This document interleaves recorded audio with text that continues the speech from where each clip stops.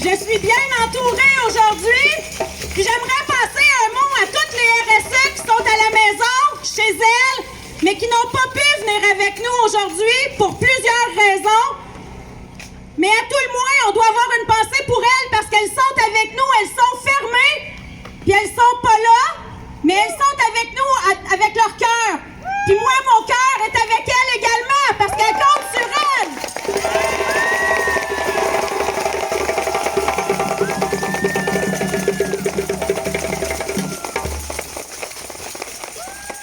Ce matin, j'ai eu une entrevue avec l'attaché politique, l'attaché de presse du ministre Girard ce matin. Elle a contacté le corps policier qui était présent pour pouvoir s'adresser à nous. Je suis allée la voir. Je lui ai fait passer notre message, lui mentionnant qu'on avait hâte d'avoir une entente réglée, satisfaisante à la hauteur du travail qu'on effectue au quotidien auprès de nos enfants. Ça fait chaud au cœur de vous voir. La dernière fois qu'on a vu des rassemblements aussi gros, c'était en 2009-2010 pour la première entente collective qu'on a eue.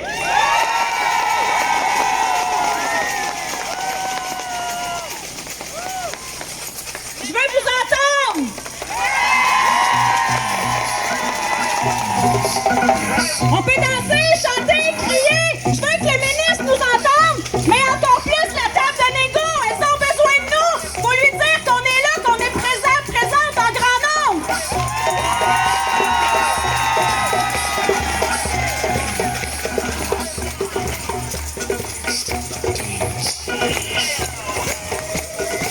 Il y a présentement 2500 postes d'intervenantes en milieu familial de disponibles au Québec, mais on ne trouve personne pour les combler. Cette situation-là prive les parents de 13 000 places en services éducatifs. C'est le temps de rehausser et d'améliorer les conditions de travail des intervenantes en milieu familial.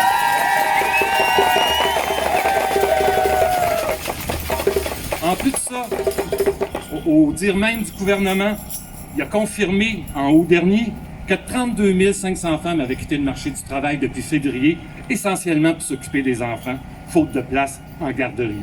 Avec ces milliers de places manquantes que le ministre refuse de régler et dans le contexte d'une reprise économique fragile pour des milliers de femmes au Québec, l'absence de volonté du ministre d'améliorer les conditions de travail des intervenantes en milieu familial constitue un double affront.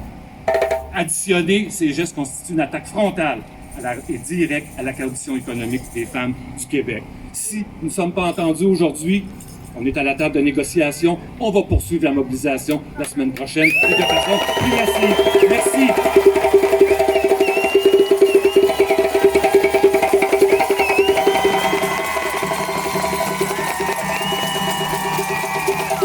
Est-ce que vous allez bien?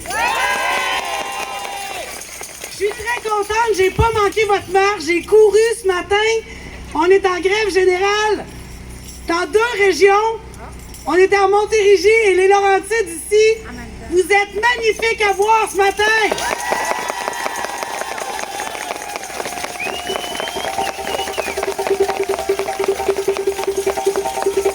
Il y a une chose qui est claire. Il va falloir que le ministre Lacombe écoute ce que vous avez à dire. Parce qu'avec votre mobilisation que j'ai faite depuis le 1er septembre dans toutes les régions du Québec, les RSE et les RSE garçons se tiennent debout!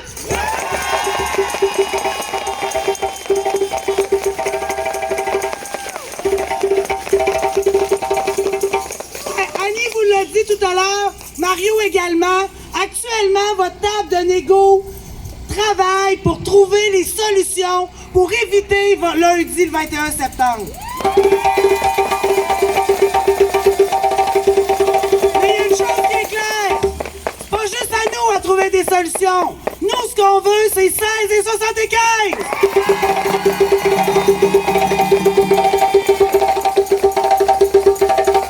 Si on l'a pas, lundi, je vous le confirme, on va être en grève illimitée partout au Québec. Il est inacceptable qu'actuellement des professionnels RSE ne gagnent que seulement 12 et 42, c'est inacceptable.